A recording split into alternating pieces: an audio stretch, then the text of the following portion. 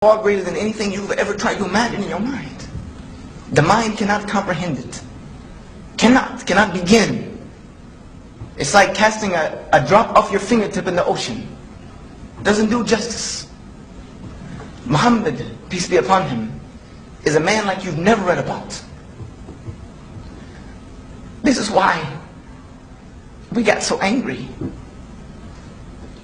And when they wrote these cartoons about him in Denmark, maybe a lot of us overreacted. Yes, we overreacted.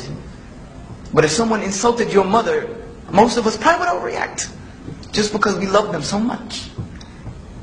We love him so much because he gave us this pure religion, this great way of life that has changed me from being somebody that nobody wanted to be around to somebody who now wants to be around everyone, because I want them to know where I've been and what I've come through.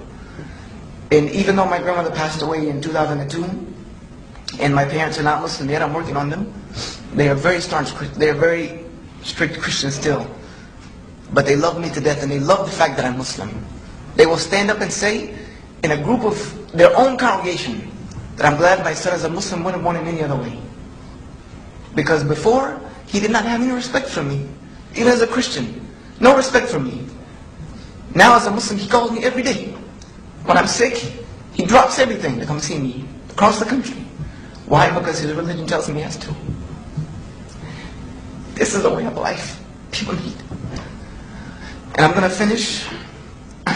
Forgive me for not being able to compose myself. I'm going to finish with a statement of Bernard Shaw, who many of you may have read his works. He said about Muhammad and Islam, peace be upon him, that if a man like Muhammad were to assume leadership of the world today, he would solve every single problem. He would solve every single one of his problems during his afternoon cup of tea. This was this man. And this was the religion he founded. I can't remember his name off the top of my head. A man, it was just there, wrote a book called The Ranking 100. The most 100 influential people in history. I don't remember his name. It's one of those things that I've known it forever. Michael Hart. He's a Christian. He chose Muhammad as number one.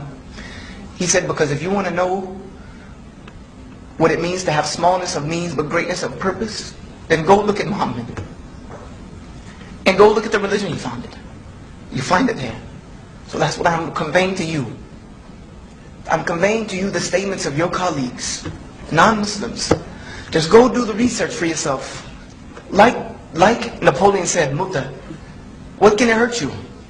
What can it hurt you?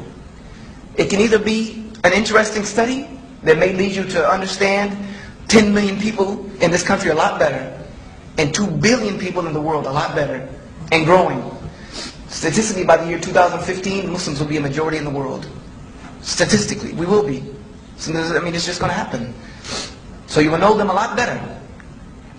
Or you may find the truth. And what an amazing, amazing find that would be for such a little sacrifice, is opening a book, picking up some papers, meeting a couple people. I thank you for your time and hope that I have been of benefit.